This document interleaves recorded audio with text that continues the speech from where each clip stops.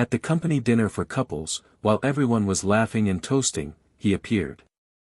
As if nothing was out of place, as if there was no line separating what was acceptable from what was absurd. My wife's lover. Yes, that same man she was cheating on me with, crossed the elegant room with the posture of someone who had never been ashamed of his face and, without even looking me in the eyes, extended his hand to her. And she accepted. She got up from the table, straightened her dress, smiled and went with him. As if the years of marriage were a curtain that was closing in silence. I stood there, motionless, as if my soul had come out of my mouth, and for a moment I didn't understand. The looks around me weighed like bricks. My hand trembled on my cutlery, my throat too dry to swallow anything. I stood up. I walked towards them, not knowing if I wanted answers or just confirmation of what my chest was already screaming. And I asked in the strongest voice I could muster, "Could you explain to me what's going on here? Why did you leave the table with that man?" She hesitated. She looked at me like someone who already knew she was going to hurt me, but decided to continue anyway. And she said, "There's something I haven't told you yet." But I interrupted her. My stomach was churning, the ground seemed to move, and yet I spoke. "You don't even need to tell me, I think I already found out. I hope you're happy with your choice, but know that you destroyed the entire marriage we built together to be with a man who doesn't even really love you." Those words didn't come out of my mouth as a rant, but as a sentence. An epitaph for everything we had been. She tried to keep her composure, tried to pretend it was something planned, that this moment wasn't a public tragedy. But in her eyes, for a second, I saw it. I saw the remorse swallowed. I saw the desperation wanting to come out. She didn't expect me to react like that. She thought I would scream, that I would beg, that I would make a scene. But what I did was worse. I left. I left and let the shame burn inside her alone. In the following days, she tried to justify the unjustifiable. She sent confusing messages, trying to explain the inexplicable. She tried to convince me that it wasn't cheating, that everything had already been over between us long before dinner, that her lover was someone who made her feel alive again. Empty words, shallow justifications for an act that carried the weight of a profound betrayal. The kind of betrayal that is not only physical, but emotional. The betrayal of someone who promised to be by her side, of someone who knew every wrinkle, every weakness, every story, and yet decided to turn her back. And worse, doing it in front of everyone, like someone who tears up a photo in a public square. For weeks, she disappeared. And I tried to move on, still with the bitter taste of humiliation in my mouth, trying to understand how someone could look into the eyes of the person they shared their entire life with and still choose to destroy them. And what hurt the most was not the fact that she had betrayed me, it was the way she did it. Calmly. With preparation. With coldness. It wasn't a slip-up. It was a decision. A choice made in advance, with the certainty of someone who no longer cared about the consequences. And me? I was just another sacrificial piece. She thought it was passion. That a new love would solve everything. But when the adrenaline wore off, when the shine of the forbidden disappeared, she realized that none of it was true. That the man she had destroyed her own home for was nothing more than a broken mirror reflecting the worst of her. And when she realized this, she looked for me. She came back with that familiar speech, of regret, of confusion, of longing. She said she had made a mistake, that she didn't know what she was doing, that I was the love of her life. But right there, at that moment, it was all too late. Something inside me had died. Not from hate, but from exhaustion. The love I felt for her no longer existed, and all that was left was respect for everything we had been through. And an emptiness. And that was when she realized the hardest truth. That forgiveness doesn't mean going back. That sometimes forgiveness comes only so that the other person can move on in peace, and not to reconnect what was broken. And I forgave her. I forgave her with the serenity of someone who has suffered enough. I told her that she was free, that I understood her, that I didn't hate her, but that there was no more room for her in my life. And deep in her eyes, I saw the collapse. Because she thought that saying she was sorry would be enough for everything to go back to normal. She thought that showing sadness would be enough for me to welcome her back. But no. What she didn't know was that while she was living her illusion next to a stranger, I was rebuilding myself in silence. There was a time when I would give anything to save our marriage. There was a time when I looked at her and saw the future. But now, I looked at her and saw the past. And in front of me, another gaze welcomed me. A sincere gaze, that didn't know my scars, but touched me with the care of someone who knew they existed. Yes, there was another woman. And no, she wasn't an escape. She was a consequence. Of a choice that wasn't mine. Someone who came into my life without promising to fix anything, but who, just by being by my side, made me realize that I deserve more than begging for love. It's curious to think about how life is organized in silences. The silence of that night, when I came home and sat in the dark, not knowing what to do. The silence of her messages, empty of truth. The silence that remained when I took off my ring. The silence I felt in my chest when I finally accepted that love shouldn't hurt like that. It was in that silence that I found myself again. Today, she sees me smiling next to another woman. She sees me light, without resentment, without fear. She sees me happy, in the simplest way. And that is her punishment. Not loneliness. But the regret of having lost me at the exact moment I discovered my worth. And now, she runs after me. She tries to retrace paths that she burned with her own hands. She tries to use the past as a key to open doors that are already closed. But what she doesn't understand is that some losses cannot be recovered, not because there is no chance, but because there is no longer any desire. Perhaps the most curious thing about this whole story is the real reason for the betrayal.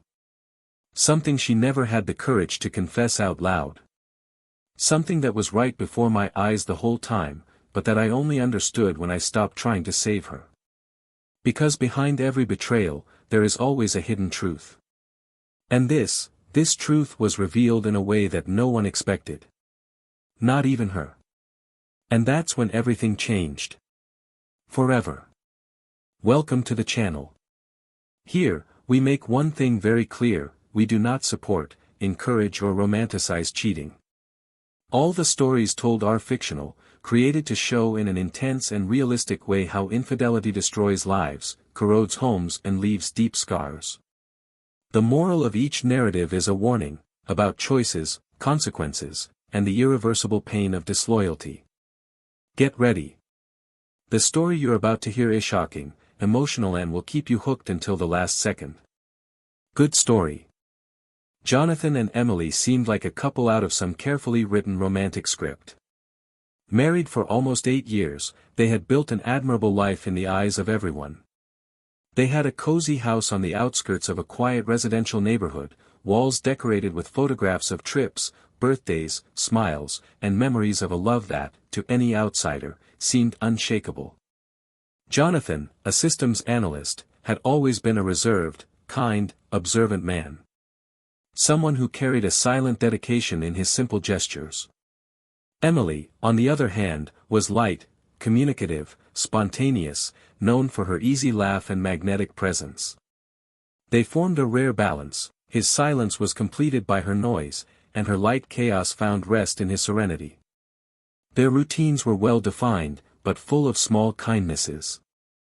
Jonathan would make coffee every morning before he left for work, leaving a note next to the cup with discreet, almost childish messages that made Emily smile. On Sundays, she would take the lead in the kitchen, even though she didn't like to cook, just to see him close his eyes as he tried his improvised meal. Small exchanges, almost imperceptible to outsiders, but that maintained the couple's intimacy. They enjoyed simple activities, old movies, evenings with wine and slow conversations, and sometimes just shared silence. They didn't have children, by mutual decision, but there were plans, there always were: postponed trips, plans to expand the house, dreams drawn with pencil and paper on the table on the porch. Emily worked in public relations for a large corporation, a position that required a knack for words and the ability to handle social events and corporate dinners. Her work routine was intense, full of meetings, contacts, emails, and presentations. At times, Jonathan found it difficult to keep up with his wife. He wasn't the type to attend many events or make a point of showing up, but he made the effort for her. Over time, this effort became a kind of automatic gesture, almost a cold commitment. Still, he was there. He accompanied her to dinners, listened to her office stories, and offered advice that, even without experience in the corporate world, had undeniable emotional value. Jonathan was the kind of man who, even when quiet, conveyed support with a look. Their relationship was characterized by stability, but also by a kind of emotional stillness. There were never any scandals, heated arguments, or dramatic crises. Only misinterpreted silences, shared tiredness, and a certain distance that gradually grew between one gesture and another. Emily, with her more intense nature, sometimes felt that something was missing. A more vibrant presence, perhaps. A more pulsating exchange. But she never said it out loud. She never demanded it. Because deep down, she respected and admired Jonathan. She knew the type of man by her side, loyal, kind, constant, and that, she told herself, was true love. And maybe it was. Jonathan, on the other hand, saw Emily's signs of restlessness with tired eyes, but he never interpreted them as a problem to be solved. He believed that all couples went through phases. That time brought not only complicity, but also zones of silence. He never imagined that her gestures could carry unspoken desires. He trusted. Trust for him was something absolute. And this trust was the basis of his peace. Emily still kissed him every morning before leaving, still hugged him in the early hours of the morning and called him, "my haven."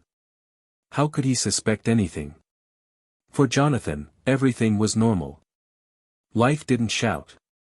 It only whispered changes, and he chose not to listen. On social media, they were seen as an exemplary couple. Emily frequently posted photos with him, always with loving captions full of admiration. Jonathan, on the other hand, barely showed up, but he never minded. He wasn't a vain man or one who demanded public displays. He felt loved in simplicity. And he believed Emily did too. But there was an invisible difference growing between the two, and it manifested itself in the little things, in the way she took so long to respond to messages during work hours, in the briefest hugs, in the absence of certain questions that used to be constant. When Jonathan talked about his project to automate the house with technology, she listened without getting involved. When he said he wanted to take that trip to Chile they had planned years before, she smiled but changed the subject. Small signs, small deviations. Emily wasn't pulling away out of spite. She was confused herself. She still liked Jonathan, she still felt affection for him, but there was something in her that was beginning to seek another kind of attention. Something more immediate, more impulsive, more visceral. A desire to be looked at with a different hunger, with a different sparkle. Maybe it was the routine. Maybe it was too much stability. Or maybe it was just life, with its cruel habit of pointing out gaps that were previously camouflaged by the passion of the early years. Jonathan, oblivious to this, continued to do what he always did. Flowers on random dates. Discreet messages during work hours. A passionate look in the middle of a common dinner. He was the same. And maybe that was his biggest mistake, not realizing that she had already changed. Despite their differences, the two kept up appearances. The company's couples' dinners, for example, were rituals that Emily made a point of preserving. Maybe for herself. Maybe to maintain the image of the perfect couple that everyone seemed to admire. Jonathan, even though he felt uncomfortable, always accepted the invitation. He knew that Emily felt valued when he was by her side at these events, even if he didn't understand all the names that circulated around the tables, even if he felt out of place. And that said a lot about the kind of love he felt for her. It was a patient love. A love that didn't demand explanations. That didn't demand immediate reciprocity. But that, little by little, became a solitary love. There were nights when Jonathan would lie awake watching Emily sleep. Her face, even at rest, was still the most beautiful he had ever seen. And he would think about time, about how she changed from the inside out without him noticing. He would also think about how easy it was to love someone who had never hurt you, but how hard it was to love someone who, little by little, left you alone. He couldn't name what he felt. It wasn't sadness. It wasn't anger. It was a kind of anticipated mourning. As if something was dying there, between them, and he was the only one who noticed. Emily, on the other hand, tried to keep the flame alive. At least, that's what she told herself. Sometimes she dressed better, changed her perfume, started kissing more intensely. But at other times, she seemed too distant. As if she were somewhere else, with a different mind. It wasn't contempt. It was a disconnect. An invisible gap that was growing between them that she tried to ignore. And even when she noticed Jonathan's gaze searching hers, she pretended not to notice. Because facing what she didn't want to admit, that something was breaking there. Their relationship was still going strong, still functional. Friends continued to say they were an inspiring couple. Their families admired them. But inside the house, between the silences and routine gestures, there were cracks. And no one talked about them. Until dinner came. A dinner that, at first glance, seemed to be just another one of those corporate commitments that Jonathan would accept for love. A normal dinner, in an elegant restaurant, with well-dressed couples and conversations about investments, travel and market trends. Jonathan sat next to Emily, as always. He ordered wine. He listened to the conversations with selective attention. And, as always, he maintained his restrained but constant presence. Emily was strangely anxious that day. She ran her hand through her hair frequently. She checked her phone more often than usual. Her smile seemed more forced, her laugh louder. Jonathan noticed, but didn't question it. He just watched. Like he had been doing for months. He just watched. And it was right there, on that elegant night, surrounded by familiar faces and crystal glasses, that something happened. Something that would change everything. Something that would put Jonathan in front of the most silent and devastating pain of his life. And while he was still smiling at the couple next to him, not knowing what he was about to face, Emily had already made her decision. And that decision would be the one that would forever change everything they had built. Everything they believed in. Everything they were. Because that night, the truth would begin to reveal itself. But what no one knew, not even Emily, was that Jonathan's love was about to be rediscovered, not by her, but by someone who would see in him everything she had missed. And this story was just beginning. On that particular night, something seemed to hang in the air from the moment Jonathan and Emily walked through the restaurant door. It wasn't the sophisticated decor, nor the instrumental music in the background, nor even the smell of the expensive dishes that glided across the tables.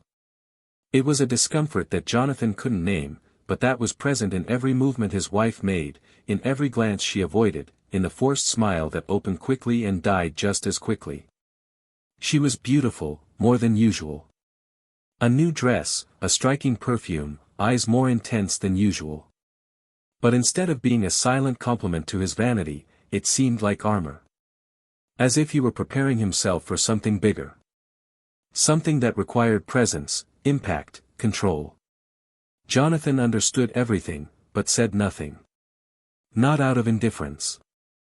But because he had already learned that there are gestures that, if questioned before the time, become more painful than they should be. They sat side by side as usual, she with a glass of red wine in her hand, he ordering his usual sparkling water. There were other tables filled with Emily's colleagues and their respective partners. Conversations and laughter escaped from the corners of the room. Jonathan, as expected, kept to himself, trying to follow the conversation without getting lost, smiling when they expected him to smile, and shaking hands with the cordiality of someone who had been there before and was trying to appear comfortable. Emily, on the other hand, was restless. She played with her cell phone frequently, moved her cutlery subtly, as if waiting for the right moment for something to happen. Her eyes roamed the room with anxiety disguised as curiosity. With each new couple that arrived, she fixed her hair, changed her position slightly, checked the shine of her lipstick in a small mirror hidden in her bag. Jonathan saw it, of course he saw it, but still didn't say anything. His silence wasn't inattention, it was restrained observation. And increasingly, there was something inside him that was beginning to weigh on him. Dinner was slow, and Jonathan was beginning to get distracted, eating methodically, pretending to be interested in stories about corporate mergers and marketing campaigns. Emily, on the other hand, was looking toward the entrance of the restaurant with a frequency that she could no longer hide. Until, without warning, he appeared. Tall, confident, impeccably dressed. He had the easy smile of someone who knows how to walk into any place and make himself noticed. He greeted the maitre d' naturally, and his eyes met Emily's as if nothing else existed at that moment. Jonathan only realized that something was wrong when she put down her cutlery before even finishing her plate and got up from the table without saying anything. She didn't ask for permission. She didn't look at her husband. She simply stood up. The man approached with determined steps, and she went to him, leaving behind the still warm plate, the half-drunk glass and a deafening silence hanging between the eyes of those who watched the scene without knowing what to interpret. Jonathan remained seated for a few seconds, trying to rationalize what was before his eyes. Was he just an acquaintance? A colleague? An unexpected guest? But there was something in her body, in the way she walked beside this man, that answered before any thought could even form. Jonathan's first reaction was to deny it. To deny the absurdity that was beginning to form in his mind. To deny that she had done it. He stood up with the calm of someone who still wanted to believe in a plausible explanation, but his feet ached with the weight of doubt. He crossed the room like a ghost, trying to maintain his composure, while his hand trembled discreetly at his side. When he approached them, the scene hit him like a blade. They were facing each other, smiling with an absurd complicity, as if they shared a story that he did not know.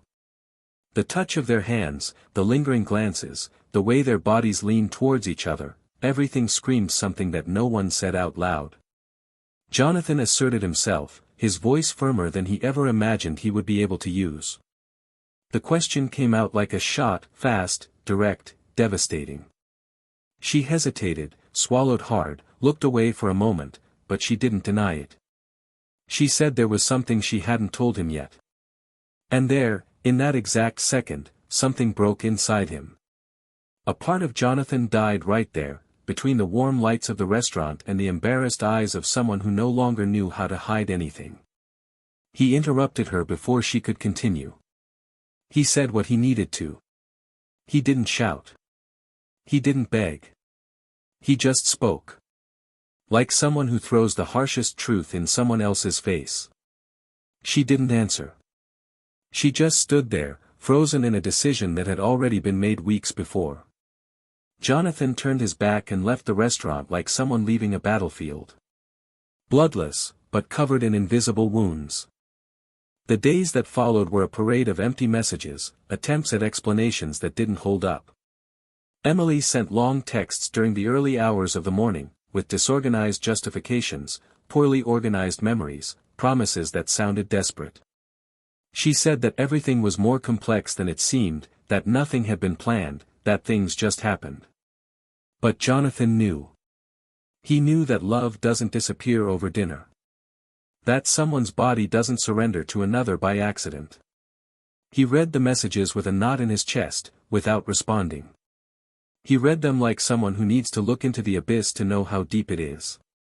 And each word from Emily was a reminder that he had trusted blindly. That he had loved without measure.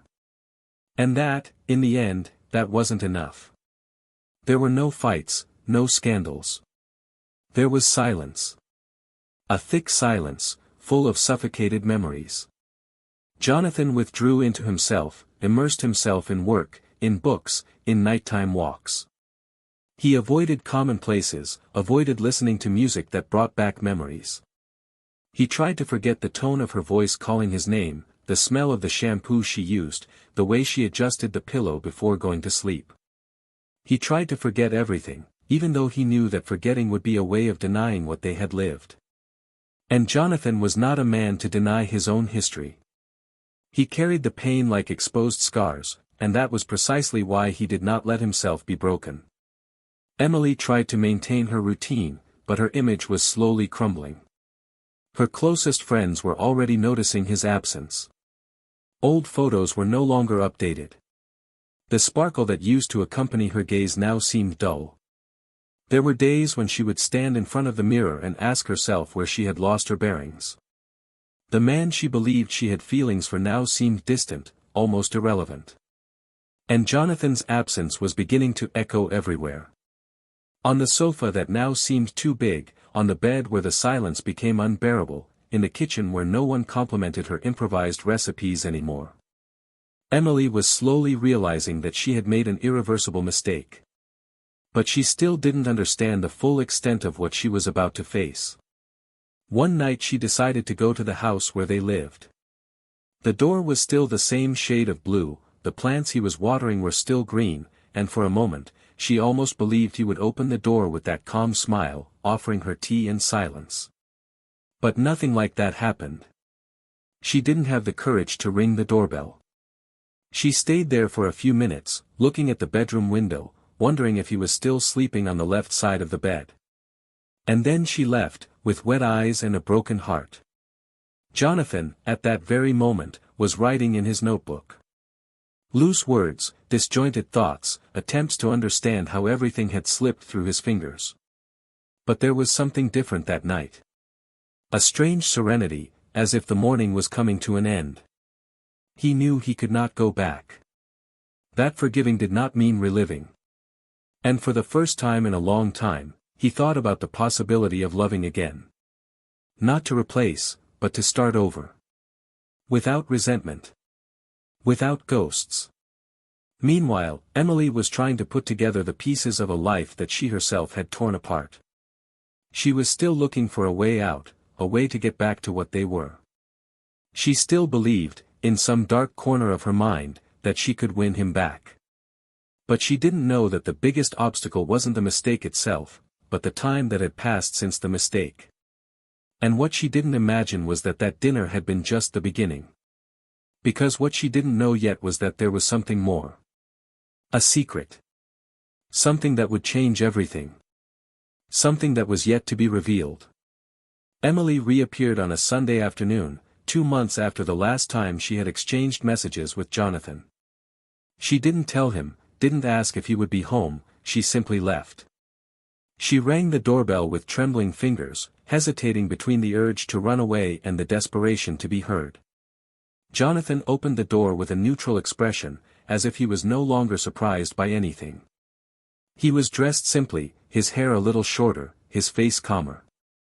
There was a calmness about him that Emily didn't recognize, and it unhinged her even before she could say a word. He simply said, "Are you okay?" And she, in the lowest voice she could remember using, replied, "I need to talk to you, please." He made room for her to enter, but kept his body away, his gestures restrained, as if he feared that any closeness would rekindle something he no longer wanted to feel. They sat in the living room. The same couch where, years before, they had watched so many movies together. Now it was just an uncomfortable place, where two strangers tried to understand what was left after the ruin. Emily took several deep breaths before starting to speak. She tried to organize her thoughts, to choose words that didn't sound like a repetition of the excuses she had offered before. She said that she had thought a lot, that she had lost herself, that she thought she needed something new, but now she understood that what she really needed was to rescue the truth within herself. Jonathan listened to her in silence, looking into her eyes with a firmness that left no room for illusions. He didn't interrupt her, didn't argue, but he didn't agree either. He was there like a silent judge in a courtroom that had already closed. Emily continued saying that she knew that what they had done was irreversible, that she didn't expect him to simply forget, but that she still loved that man who had once held her hand so sweetly. Then, finally, Jonathan said something she wasn't ready to hear. He said that he forgave her. That he had forgiven her some time ago. That he held no grudges. Emily smiled, as if a 1,000-kilo weight had been lifted from her shoulders, but the smile faded when he added, "But that doesn't change how I feel today." She remained silent, confused, distressed. She said she had to try, that she wanted to make up for lost time, that they still had a long way to go. Jonathan looked at her with serene sadness and explained that, after everything, he had found peace. That he had rediscovered parts of himself that she had stopped seeing. And that, in that process of reconstruction, someone had appeared. Someone who did not cure him, but recognized him. And that now, he no longer loved Emily. Not like that. Not the way she needed. Emily, unable to control her emotions, cried right there, saying that she had not expected him to have moved on so quickly, that she needed more time. But he did not answer. He took an old photo of the two of them from the shelf and handed it to her, saying that this memory deserved respect, but that his future was no longer there. And before she could insist, he said, with painful calm, "You lost me the moment you thought I would wait for you." Emily stood up, dizzy, feeling reality slipping through her fingers. She walked to the door as if walking down the hallway of a dream that turns into a nightmare. But before leaving, she turned to him and asked, her voice full of pain, "Why didn't you ever react? Why didn't you fight, scream, beg?" Jonathan stood firm, his eyes fixed on hers, and answered, "Because my pain didn't deserve to be used as a spectacle. Because if I screamed, you would think it was still worth fighting for. But the truth is that what I needed most was to accept that I no longer belonged there. And that, perhaps, I never had." She left. And at the front door, before descending the porch steps, Emily saw something she wasn't prepared to see. A woman was walking down the sidewalk, smiling, carrying a small vase of flowers and a book in her hands. She stopped when she saw Emily and hesitated. Jonathan, behind her, simply said, "She can go up." Emily understood everything at that moment. Not only that he was with someone else, but that he was happy. And that this woman, with the calm smile and the welcoming eyes, now occupied the place she had left. Not out of revenge. But because she deserved it. Jonathan didn't need to hide. He didn't need to justify himself. He just kept going. Later that night, alone at home, Emily opened her computer and wrote a letter. Not to Jonathan, but to herself. An intimate, harsh confession that for months she had hidden even from her own conscience. There, between disordered sentences, she wrote for the first time in so many words what she had never said out loud, that she had started the affair before she had even emotionally withdrawn. That it had not been the result of a crisis, but of escape. And that more than anything, she knew that she did not love the other man. She never had. And that she had sought him out not out of passion, but out of wounded pride. Because she felt invisible. And because she needed to be desired in order to feel alive. But what Emily didn't expect, and what the letter would end up revealing, was what really pushed her to make that mistake. A secret she had kept from the beginning. A hidden motive, hidden even from herself, but which was now revealed in every word she typed with trembling fingers and teary eyes. Because everything she had experienced had not been just out of need. There was a much deeper, more devastating reason. And that reason, would be discovered by Jonathan in a way she could never have imagined. A detail that would change not only his view of the betrayal, but of everything they had experienced since the beginning. And the truth was finally about to come out. And nothing, absolutely nothing, would prepare Jonathan for what he was about to discover. Because what Emily had been hiding all this time was more than a mistake. It was a choice. A choice that changed the course of both their lives. And now, it was coming to the surface. 2 days after Emily's last visit, Jonathan decided to leave work early. He needed silence, but not the usual silence of the walls of his house, but a silence that breathed nature, wind, fresh air. He got in his car and drove to a lake far from the city, where he used to go alone in his college days, when the world was still made of dreams and unbroken promises. He parked, left his cell phone in the glove compartment and walked to the water's edge. There, with his hands in his pockets and his eyes lost in the reflection of the sky on the surface, he let his thoughts come unchecked, uncensored. Emily's image still appeared in flashes, her eyes filled with tears, her voice choked, the barely concealed pain of seeing him say he had moved on. But now, there was more than that. There was the uneasiness left by that last look. That last sentence spoken with hesitation, as if she still wanted to say something but didn't have the courage. And there was the letter. That morning, before leaving the house, Jonathan had found an envelope on the doormat. No return address, no address, just her name written in handwriting that he would recognize even in the dark. He didn't open it right away. He put it in his pocket and only remembered it when he was in the car. Now, sitting on the wooden bench by the lake, with the birds singing in the background and time seeming slower than ever, he opened the envelope carefully, as if he knew that this piece of paper would change everything again. Inside, 5 pages. Written in blue ink, the words shaky, with some passages crossed out. He began to read. With each line, a part of her story was retold from a new perspective. Emily didn't just talk about the betrayal, but about things that had never been said.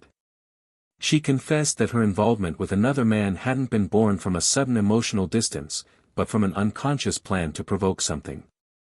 A reaction, a conflict, anything that would make her feel that there was still intensity between them. And when he didn't find it, when he saw that Jonathan remained calm in the face of the first signs of distancing himself, he plunged into recklessness once and for all. But the most painful part, the one that made Jonathan's hands shake, came at the end.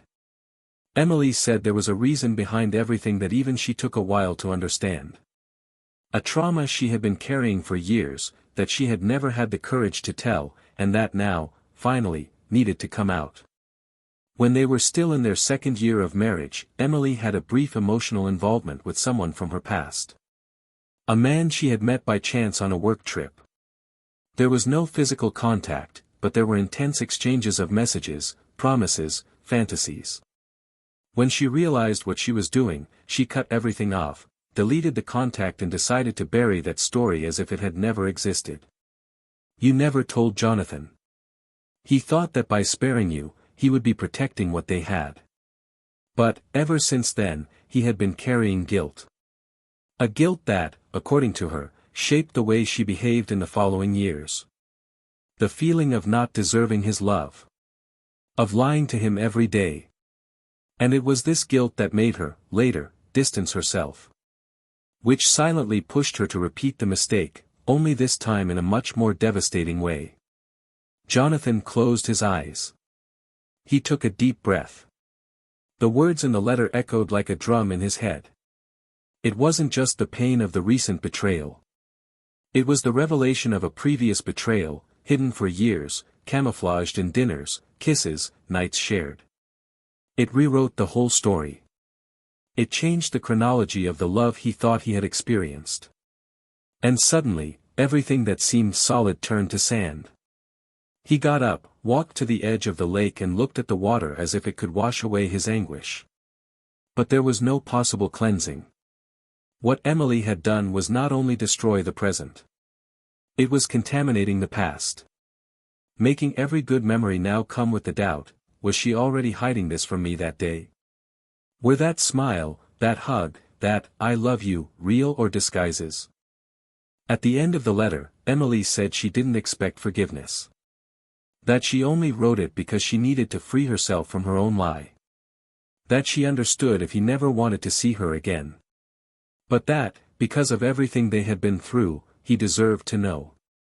Jonathan got back in the car in silence. On the way back, he felt like he had driven for hours without really knowing where he was going. The letter was on the seat next to him, his heart too heavy to react. When he got home, he parked and stayed inside the car, motionless. It was then that he heard a knock on the window. It was her. Emily was standing there, with puffy eyes, her hair tied up sloppily, and an expression as if she hadn't slept in days. Jonathan slowly lowered the window. She asked to come in. She said she just wanted to look him in the eye after that. He hesitated, but opened the door. They sat on the couch like so many other times, but this time, the atmosphere was permeated with a tension that seemed alive. Emily began to speak, without a script, without preparation. She said that the letter was true, every word. That first emotional betrayal had been the breaking point inside her. That she had spent years trying to make up for it with gestures, with presence, with affection. But that everything had become a play, and that she herself had lost herself in the role. Jonathan, unlike before, was not cold. He was hurt, but lucid. He said that what hurt the most was not the betrayal itself, but the fact that she had shared her life with him while hiding an abyss. Emily then did something he didn't expect. She knelt on the floor in front of him and asked for forgiveness. Not on impulse, but with the pain of someone who knew she had destroyed the best part of herself. She said she didn't want him to come back, that she didn't expect anything. But that she needed to ask for forgiveness by looking him in the eyes. Jonathan was silent for several seconds. Then he knelt down next to her and, in a low voice, said that he forgave her. That he no longer carried anger. That he had suffered, yes, but now he saw everything with new clarity. And that, no matter how great the pain was, it no longer defined him. Emily cried, resting her forehead on his knee, while he gently placed his hand on her shoulder and said, "You lost me, but I didn't lose myself." They stayed like that for a few minutes, until she stood up, composed herself, and said she was leaving. But before she left, she turned to him and asked, "Does she make you happy?" Jonathan looked at her with a light expression and replied, "She recognizes me. And that is more than happiness." Emily nodded, with a sad smile, and left through the door that now no longer belonged to her. That night, Jonathan sat on the porch next to the new woman who was now part of his life. He told her what had happened, showed her the letter, and opened up completely. She listened in silence, holding his hand tightly. And when he finished, she said, "You are not what they made you. You are what you decided to become later." And there, under the now dark sky, Jonathan felt something he had not felt in a long time, peace. Not because of the absence of pain, but because of the certainty that life, even when shattered, can be rebuilt with more truth than before. Because sometimes, losing someone is not the end. It is just the beginning of finally finding yourself. The following night passed in silence in Jonathan's house. Not an uncomfortable silence like the one that had dominated the last months of his old marriage, but a serene, mature stillness, as if time had finally delivered the answers he had never dared to demand. The porch where he used to get lost in his thoughts now housed a new kind of presence. Beside him, sitting with her bare feet on the cold wood, was Helena, the woman who had, little by little, filled the spaces emptied by a previous history. There were no promises between them, no plans that were too grand, just the silent construction of a new connection made of honesty and respect. Jonathan spoke to her in an open, almost raw way, in a way he had never managed with anyone before. He didn't need to hide what he felt, he didn't need to mince words to avoid friction. Helena listened patiently, absorbed his pain without judgment, gave advice when necessary, and most importantly, offered her presence as a shelter, not as a testing ground. In the days that followed, Emily didn't look for him again. Maybe out of respect, maybe because she knew there was no more space. She, in turn, seemed to have finally understood the true extent of the consequences of her choices. It was no longer just about losing the man she had shared the last few years with, but about looking in the mirror and seeing herself stripped of all the roles she had created for herself. She had lost not only Jonathan, but also the image of the woman she had always believed herself to be. She tried to rebuild her routine alone, between work and therapy sessions, trying to understand at what point in her life she had stopped listening to herself, at what point she had ignored the signals she herself was sending. And now, with the pain of the truth already exposed, there was no escape. There was no more fantasy. All that was left was to face the rubble and try, honestly, to discover what could still be saved within her. Jonathan, on the other hand, felt that he had something new in his eyes. A lucidity that had previously eluded him. The pains of the past had not disappeared, but they no longer weighed as heavily as before. He recognized them as part of himself, but he no longer allowed them to define his identity.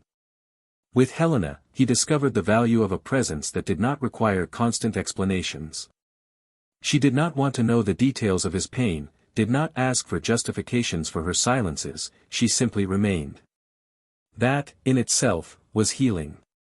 And even without saying much, Jonathan began to understand her too. He knew that Helena had her own shadows, that she was not perfect nor did she expect perfection. And it was precisely in this imperfection that they both found refuge. The dilemma that began to emerge, however, was internal. Jonathan, despite having turned the page, knew that he carried an invisible responsibility. Because, throughout all the years of his relationship with Emily, there were also absences on his part that contributed to the outcome that they both experienced. Not the same absences that she caused, but still, human failures, silent choices. He never cheated on her, never lied, but he had gotten used to loving in an overly passive way, believing that being physically present was enough. And now, with more maturity, he understood that love requires constant emotional presence, vigilance against the invisible wear and tear of time. He didn't blame himself, but he didn't exempt himself either. One afternoon, while walking in the park, he received an unexpected message. It was from Emily's sister. It simply said that she had traveled alone, needed some time, and that she had left a letter for him, in case he wanted to read it. Jonathan did not respond immediately. He spent days with the message stored in his memory, digesting the idea of receiving more words from her. When he finally responded, he asked for the letter to be left in his mailbox. He wanted to read it alone, in his own time, without interference from voices or expressions. When the envelope arrived, it took him 3 days to open it. The night he did, it was raining. The house was dark, the fireplace was lit, and a respectful silence hung over the room. Helena had gone to visit a friend, and he, alone, sat at the table with the letter in his hands, as if it were the final piece of an emotional puzzle that had taken months to put together. Emily's writing was different this time. Less confusing, more introspective. She didn't ask for anything. She didn't explain, she didn't defend what she did. She just reflected. She talked about the weight of guilt, about the difficulty of looking at oneself in the mirror after discovering that love, when betrayed, takes with it part of our identity. She also talked about Jonathan, about how she had understood that he had loved her more than she was capable of loving herself. She said that now she saw everything with different eyes. That it was no longer about wanting to get back together, but about being grateful. For the patience, for the dignity with which he treated her until the end, and most importantly, for the forgiveness he offered her without her deserving it. Jonathan read it to the end without shedding tears, but with a bitter feeling in his chest. Not because he still loved her, but because he recognized that, in some way, they were both victims of their own inability to communicate truthfully. The dilemma now was different: how to continue loving someone new without carrying the scars of someone old. How to ensure that Helena wouldn't pay for Emily's mistakes. Jonathan tried hard to prevent that from happening, but sometimes he noticed in himself an irrational fear of trusting too much, of giving himself without reservations. Helena, sensitive as she was, noticed. And it was she who one night, sitting on the same sofa where Emily had sat so many times, said firmly, "I'm not her, and you're not that man anymore. You don't have to pretend it doesn't hurt, but you also can't allow this pain to turn me into a shadow of something I'm not. If we're going to be together, it needs to be with freedom." Jonathan looked at her in silence, and understood. He was in front of someone who wanted to build, not fix. And that made all the difference. The following months were spent rebuilding slowly but steadily. Jonathan changed small habits, began to express himself more, and allowed his vulnerability to be exposed. For the first time, he no longer hid behind stability. He was a more whole, more genuine man. He no longer sought control, but understanding. Emily, distant, continued her personal process. She began attending women's meetings in search of self-knowledge, rediscovered writing as a form of healing, and for the first time, felt that she was living for herself, and no longer in function of the expectations of a relationship. She no longer sought Jonathan, but she did not forget him either. She kept the memory of him as someone she betrayed not because she did not love, but because she did not know how to love in the right way. And this realization, although late, was liberating. One ordinary morning, Jonathan was walking through a downtown bookstore when he saw a small book on display. Emily's name was on the cover. A self-published book of short stories, with reflections on relationships and choices. He bought the copy without hesitation. He read it in 2 days. And in the last story, he found a discreet dedication, to the one who knew how to leave with dignity, and thus taught me to return to myself. He smiled. Not with nostalgia, but with respect. It was the end of a cycle. No resentment. No going back. Just a necessary full stop so that new sentences could be written. Now, Jonathan was preparing for a new step. Helena had received an offer to move to another city and open a small bookstore with a cafe attached, an old dream of hers. And for the first time, he considered changing everything for someone. Not out of dependence, but by choice. He knew it wouldn't be easy. That the ghosts of the past still lurked in some corner of his memory. But now, instead of running away from them, he knew how to face them. He was ready. And what came next was no longer an ending. It was a new story. And, this time, it was built on the truth. When Helena received the proposal to take on the role of curator of a new bookstore in a coastal city, Jonathan didn't hesitate to encourage her. He knew her well enough to know that the invitation was more than a professional opportunity, it was a chance for her to reconnect with something she deeply loved. Helena had always found peace among books, and the idea of building something of her own, from scratch, touched her eyes in a special way. Still, she didn't make any hasty decisions. Before accepting, she called Jonathan for a long conversation late one rainy afternoon. They sat in the living room, with the lights dimmed, and she was direct, as she usually was. If I accept, I don't want you to go for me. I want you to go for us. I want you to be there completely, willingly, with desire, not out of fear of losing me or out of need disguised as love. Jonathan listened attentively, without interrupting. And when she finished, he simply replied with a firm voice and a serene gaze, I've been a shadow of myself for a long time, Helena. Now, everything I do is with awareness. If I go, it's because that's where I want to be. The decision was therefore made without drama. In the months that followed, they began to calmly organize the move. They packed books, sold old furniture, and said goodbye to neighbors and friends. Jonathan enjoyed every moment as if he were reborn through small gestures. I was determined not to repeat old patterns. This time, he was involved in every detail of their life together. He learned simple recipes that Helena liked, memorized lines from her favorite movies, and offered to listen whenever he noticed that she was exhausted or insecure. Not because he was trying to make up for something from the past, but because he understood that love is a constant action, not a vague feeling. Before leaving, they decided to organize a farewell dinner, with only the closest people. The table was full, but the atmosphere was light, without ceremony.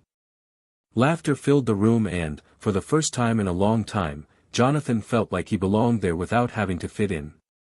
Among the guests was also Clara, a colleague of Helena, who, upon learning that Emily had published a book, brought a newly purchased copy and left it on the table, unaware of the direct connection with Jonathan. The innocent gesture made him stare at the copy for a few minutes in silence, while the others talked about trivialities. Helena noticed, but said nothing. She simply slid her hand over his under the table, as if to say, you can feel it, I'm here.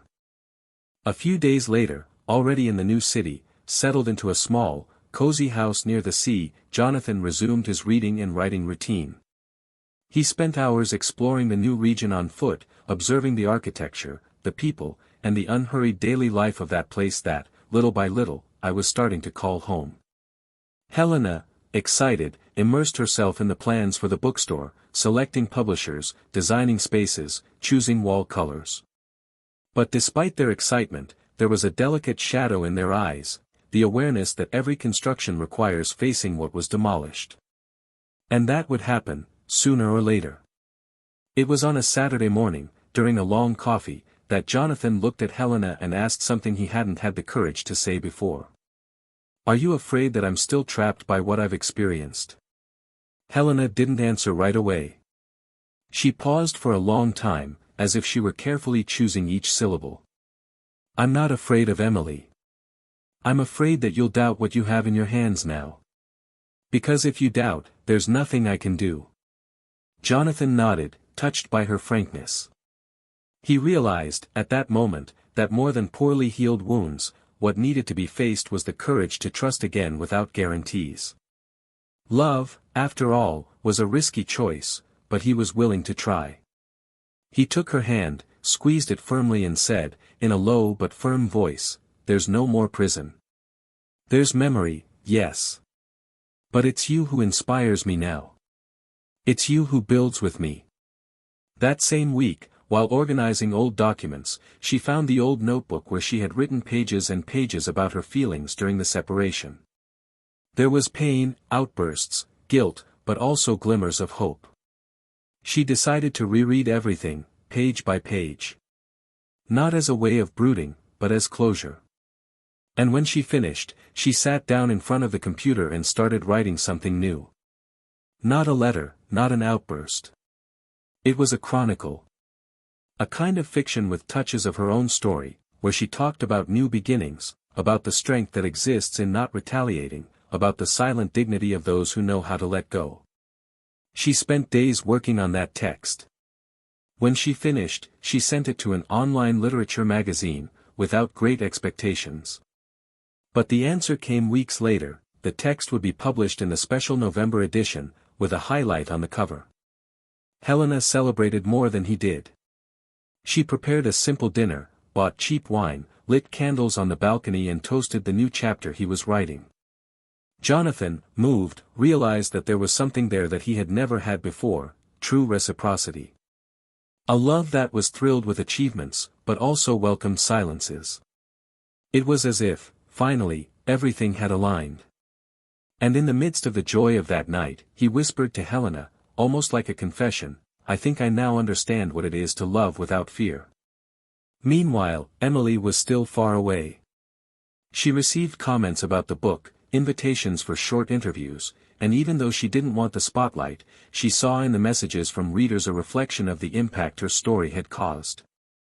Many women said they recognized themselves in the mistakes narrated, in the self-destructive impulses, in the attempts to find their own voice again. She responded to some, while others just read with tears in her eyes. One day, she received a message with just a few words, "Your book made me forgive those who destroyed me." The sentence hit her like a lightning bolt. Because until then, she had only thought about how she had hurt someone. She had no idea that, somehow, her exposure could generate reconstruction in others. It was as if the pain had finally served a greater purpose. On a gray afternoon, Emily went for a walk along the seafront of the city where she was staying. She carried a notebook and a pen in her hands. She sat down on a bench facing the sea and began to write. Not a letter to Jonathan, nor a new story. It was a text that began like this: "It wasn't the mistake that destroyed me, it was the time it took me to admit that I was wrong." And from there she went on to a deep reflection on regret, pride, and how some truths only emerge after a lot of darkness. She wrote for hours, without caring about the wind, the splashes of the tide that hit nearby, or the looks of those who passed by. She was absorbed in her own reconstruction. And when she finished, she tore the page in two, as if accepting that not everything needs to be published to be true. She got up, put the notebook away, and continued on her way in silence. Back in their new city, Jonathan and Helena were organizing the opening of the bookstore. It was a modest event, but full of meaning. New friends, curious neighbors, local readers. In the window, a selection of books chosen by her and, discreetly, Emily's book occupied one of the shelves. Jonathan didn't object. When he saw the copy there, among so many others, he realized that this wasn't about her. It was about him. About being able to look at the past and no longer need to hide. About understanding that every piece of his story, even the most painful ones, brought him here. In her opening speech, Helena thanked the audience, spoke about the importance of books in her life, and ended by saying that all of this was only possible because someone believed in the idea even before she did. She looked at Jonathan with shining eyes, and he knew. He knew that he had reached where he needed to be. That every tear shed months before now made sense. That every loss, every letter, every silence experienced, had been necessary so that, at that moment, he could say that he was whole again. And, this time, by his own choice. The bookstore opened its doors on a cloudy Saturday, but the overcast sky did not diminish the presence of people. It was as if the space had already been born with a soul, and every corner of the new building exuded a welcoming feeling that could not be explained. Jonathan observed everything in silence, helped to put books back on the shelves, served coffee, and smiled naturally. Helena walked among the guests with ease, proud of what they had built together. Nothing there was exaggerated or forced, and for the first time, he felt that he was exactly where he should be, doing what made sense, living next to someone who did not demand that he hide any of his pain, but also did not let him remain stuck in it. The days that followed were gentle, almost poetic. Jonathan woke up early, ran along the seashore, wrote regularly, and shared with Helena the details of the new life they were creating. It was a discreet construction, without grand declarations, but built on respect and complicity. What he had previously mistaken for routine now made sense in a profound way. Helena, in turn, felt increasingly safer by his side. She knew that Jonathan was not a perfect man, but he was someone who had chosen to mature through his failures. He did not shy away from dialogue, he was not afraid to show himself to be fragile, he did not change the subject when old pain appeared in the form of silence. This made her admire even more the way he dealt with everything. And, little by little, she also began to share her scars, stories of past relationships, fears that haunted her, memories that still haunted her on rare nights. And Jonathan listened to her with attentive eyes, without interrupting, without rushing, offering something she had never experienced, true presence. There, between them, there was space for pain and affection. And that, for both of them, was freedom. Meanwhile, on the other side, Emily walked alone on roads she didn't always know well. She continued writing, now with a discipline she hadn't had before. She published texts on small platforms, gave writing workshops to emotionally fragile women, and had started volunteering at a shelter for teenagers. Her reconstruction was lonely, but it wasn't empty. She had exchanged the desire to be desired for something deeper, the desire to find herself again. The memories of what she had experienced with Jonathan still came in unexpected waves, a perfume, a song, the smell of fresh coffee, but they no longer tore her apart. They touched her deeply, it's true, but they also made her recognize who she had been and who she was trying to be now. The mourning of lost love was transformed into a constant learning experience about choices. Emily no longer sought out her ex-husband, nor did she try to get back in touch. She understood, with maturity, that some relationships need to end in order for growth to be possible. And although she knew that Jonathan's forgiveness had freed her from a burden, the most important thing was that now she was also learning to forgive herself. One afternoon, sitting in the shelter's courtyard, a young woman who was participating in the workshops asked her about regret. Emily took a deep breath and answered, her eyes fixed on the girl, regret is when we understand that what destroyed the other person also broke a part of us. But it is only when we admit this that we can begin to put the pieces back together. The young woman remained silent, thoughtful. And Emily, for the first time, felt that perhaps, even without knowing it, she was giving back to the world a little of what she had taken from someone. It was not redemption. It was just a cycle that now made sense. Back at the bookstore, weeks after its opening, Jonathan received a proposal to turn his writings into a book. An editor from the magazine that had published his initial column was enchanted by the sincerity of the material and proposed something bigger. Helena celebrated with him, hugging him with genuine pride. Jonathan, however, hesitated. Not because of insecurity, but because he knew that accepting meant publicly revisiting a past that now belonged to silence. Still, he accepted. But on one condition, that the book be more about new beginnings than about ruins. And so he began to write, not as a way of venting, but as a way of sharing. He wrote about the pain of losing someone inside, about the courage to carry on without guarantees, about the beauty of loving again when love seemed impossible. When the book was released, months later, he received messages from strangers, men and women who had been through similar situations and said they found solace in his narrative. Jonathan was not looking for fame, but he found something he had always wanted: true connection. In the dedication, he wrote something that only Helena would understand, for those who arrived later, but made me believe that there was still a way. The book had a greater impact than he expected. He was invited to events, participated in public conversations, and became a reference for discreet and honest overcoming. Emily read the book. She found out about its launch on social media and, despite the tightness in her chest, bought a copy. She read it slowly, in silence, and when she finished, she cried. Not from pain, but from relief. Because there, between words that seemed to be spoken between the two of them, she understood that everything had gone the right way. He was fine. And so was she. A year later, Helena and Jonathan celebrated the bookstore's anniversary. A simple event, surrounded by readers, friends, and neighbors. At the end of the night, she pulled him into the middle of the room and, with teary eyes, whispered, "You are my favorite story." He didn't respond with words, he just kissed her tenderly. There, without having to prove anything to the world, two broken hearts healed together, in a rhythm that was theirs alone. As for Emily, she never remarried. But she found within herself the strength she thought she had lost. She continued writing, now with more consistency. She was sought out by publishers, invited to participate in women's events and had become a reference in debates about choices and consequences. At one of these lectures, someone asked her if she still believed in love.